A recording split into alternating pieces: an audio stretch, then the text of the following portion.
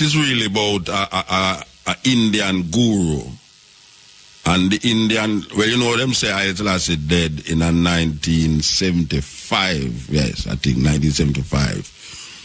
Well, this Indian guru say he met Haile Selassie twice. And one of the times that he meet him was in 1985, which is like 10 years after them say Haile Selassie died.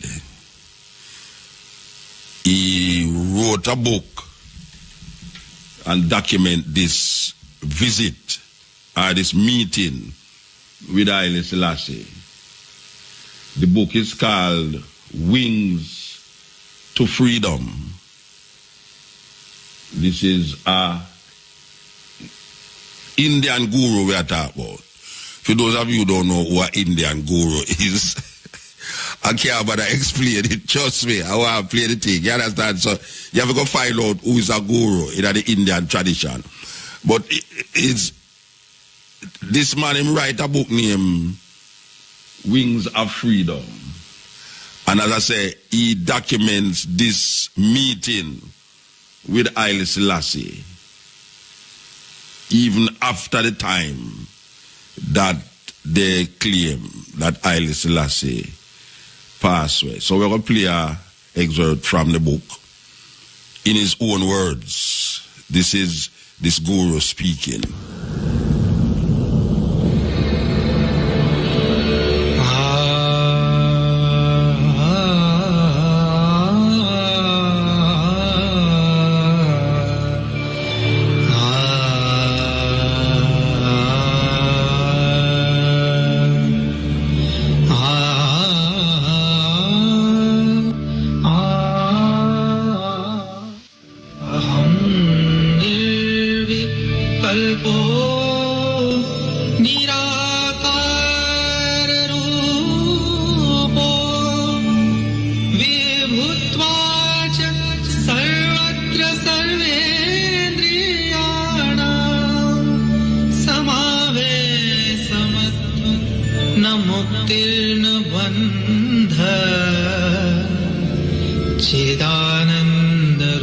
Yes, from the Wings of Freedom.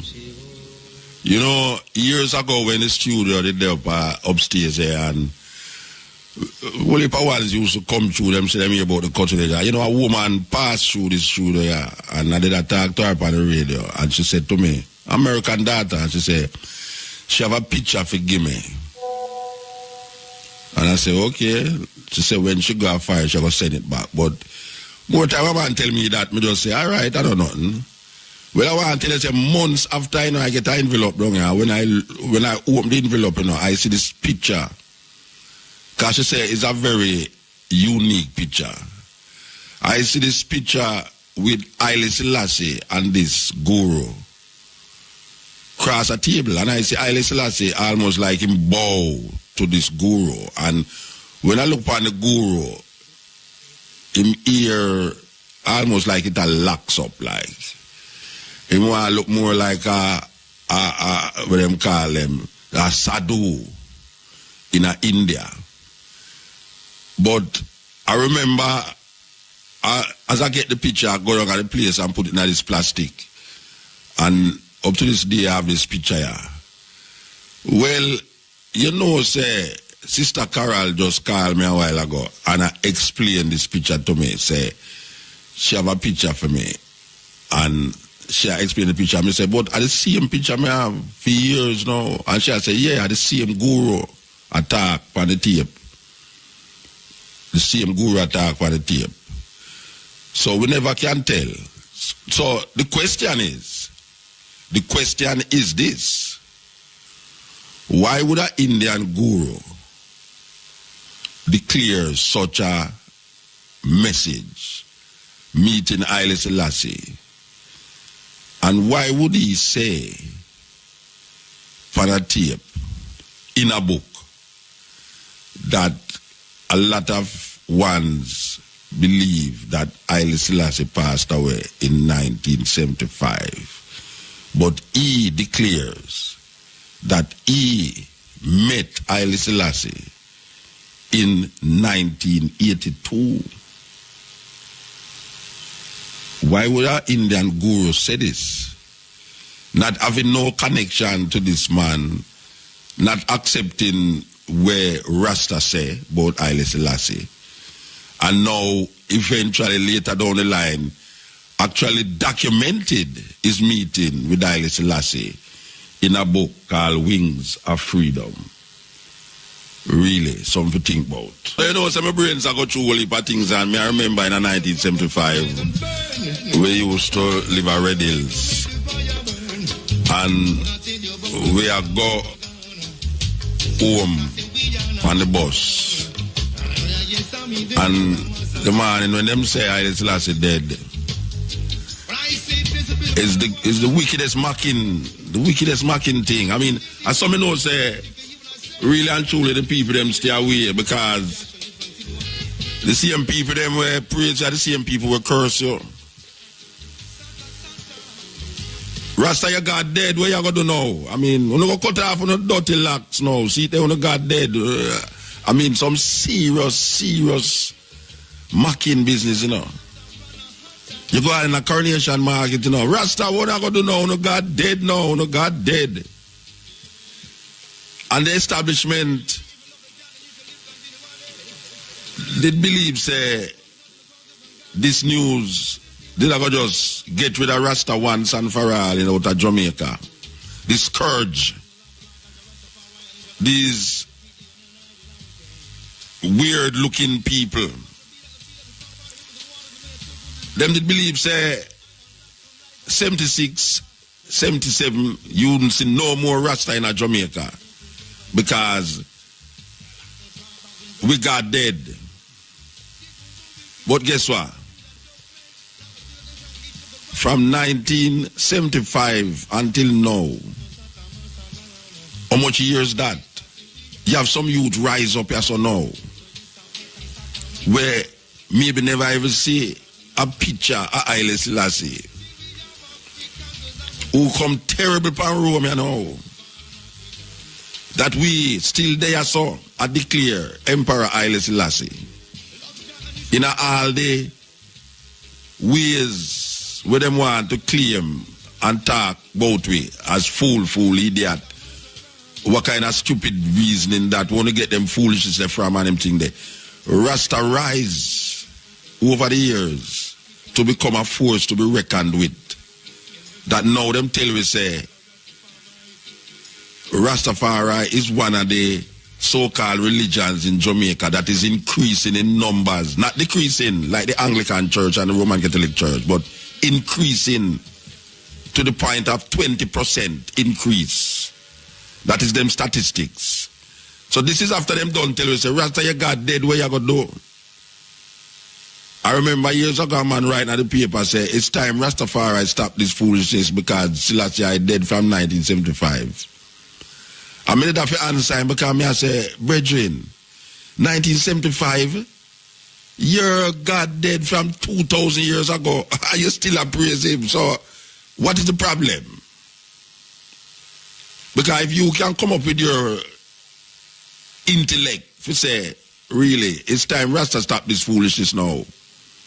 Haile Selassie dead from 1975. And you now reflect, say, for over 2,000 years, you are celebrate a man who dead, where you claim say will come back, where the man them who write about him in the Bible believes him will come back. Paul, the mouthpiece of Christianity, they believe that Jesus will come back. Where Paul himself never even meet this man yet, but him write so much about this man even more than the man himself in the Bible. That the most of Christian belief and philosophy is based upon Pauline doctrine. And Paul write as if him know say Jesus Christ was going to come back. And guess what? For the past 2,000 years, man I worship this man, where them claim say raised from the dead. And him will come back to judge the living and the dead. And him not come back. So, who is you? If you come tell hi, must stop the foolishness. Which foolishness you talk about? Who for foolishness? Who for foolishness? Because when we look on where the Western world have to offer, politically and spiritually, we look on that with scorn and disdain. We look on it with scorn and disdain, man. We as African people who was taken from Africa, not by free will but by force, and brought here domiciled on this farmer slave plantation island and many islands like these. And now we see a lot of these slaves become so comfortable with them position that them venture into these slave masters' house and become so happy slaves in the slave master house. We're talking about Britain and America and other connecting rooms. And we still look on the conditions of African people in this part of the world and in Africa. And we are say, we not get redeemed yet. That's why I mean, say, when I talk about world, I go end. Jesus now come nowhere. And if Jesus ever come, he have to go wait till black people get some salvation upon the earth, yeah. Materially, spiritually. We can't go down, so after we go through so much tribulations and trials for 400 years, and we still down at the bottom of the pit, I try to rise up myself and I try to bring forth a certain level of consciousness. You're going to tell me, say, one man is going to come and destroy the earth and take up whom to take up, and black people not get them due reward. Nothing like that can't go so.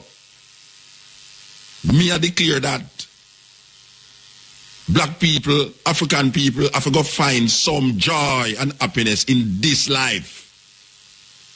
We have to find so, because my ancestors die. Blood, sweat and tears help to build most of these communities that is now oppressing us all over the world, in France, in England, Liverpool to be precise, in America and the Caribbean. Our ancestors helped to build those places, and only thing we gave was our blood, sweat and tears. And a guy going to tell me, say, world are going to end and we not get no joy in this life here. No, Rasta. That brother they have to go wait. He have to go wait. No destruction of earth and taking up in no rapture not taking place until African people get some part of the pie. We have to get some part of the pie. I mean, not talk about individually. We are talking about collectively. Just like how Europe is run by Europeans and China is run by Chinese people. We need some form of deliverance, not in the next life. We're not talking about no next life, we are talking about this life. Because everybody else are get paid in this life. And we are told that our reward is in heaven. And none of the people them we are telling we that never got heaven yet. All of the people them where you are talking about your reward is in heaven. None of them never got there yet. So a speculation. We there so right now. Right in at this time, yeah. Our children are born, and our children will born. And most of us who is living now, when our children grow big, we will not be here. We will all gone to the earth. And where you tell me, say no. My children will not get any joy and happiness living on this planet. Because there is a man going to come back to come sweep with the whole thing and give us better living after we die. So how everybody else get their reward in this life and we have to go wait till we're dead. What kind of philosophy that? What kind of doctrine that them are teaching people them? Or black people suck up them the doctrine they saw. That when you look on the earth, when you look on the movement and the advancement of other peoples, we see them economically up there, that them is now coming down. Them don't get where them a get already. So if them get all the glory of life, where them choose, forget already, and now them a step down, who's going to be up there? You know, to say, are we African people not reach nowhere? We are talking about collectively, we're not talking about individually. We are talking about collectively, like how Europe collectively reap the benefits of what this life is supposed to be offering. You have individual Europeans who don't know what is it to be rich. You have individual Europeans in Europe who don't know what good life is. But collectively, at them run the world. At them run this world. So if the European them run the world and economically advanced and is now looking to, even looking to it, but the cards are now moving and the earth and the planet is now moving in a different direction, so that shake up certain things. So which part African people stand in the whole of that? Where you tell me say now? So you have a little guy sit down in the sky, a wait to destroy this whole planet and black people not get them due reward in this life? No, Rasta. Jesus, you have to go wait little, you know. Believe you me, you have to go wait little. It can't work that way there. Cannot work that way there. I refuse to accept, say, everything I go crash. And we who go through slavery, the most atrocity that has ever been placed against human beings. African people go through the worst kind of atrocity. And it's still going through the atrocity. When we look on places like Haiti, when we look on places like the Congo, when we look on places like Uganda, when we look on places like Jamaica, we can't say salvation cometh in the morning. It don't come so. Because right now, a black people, them put against black people to maintain them power. So you have a thing named white supremacy. That is not people, them put against black people to maintain them power.